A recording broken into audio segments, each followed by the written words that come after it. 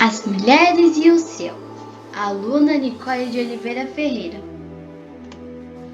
No começo dos tempos, a distância entre o céu e a terra era bem pequena, não passava da altura de uma girafa.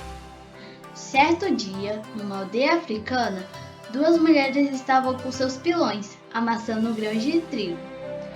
As duas não paravam de falar, era uma fofoca atrás da outra.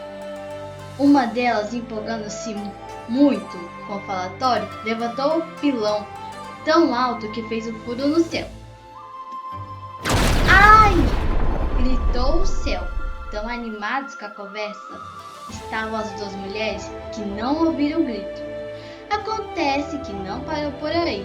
O espaço celeste começava a ganhar furos e mais furos, porque as duas mulheres, de tão empolgadas com a conversa, não perceberam que seus pilões rasgavam o céu. Continuava a gritar.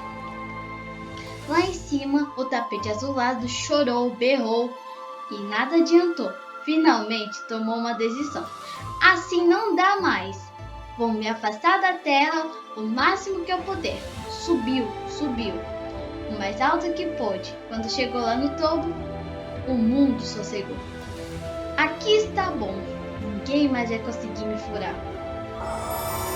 Todos os furos que as duas mulheres fizeram nunca mais foram fechados. Os africanos dizem que esses furos podem ser vistos diariamente à noite. São as estrelas do céu. Autor Ilan Brennan. Fim.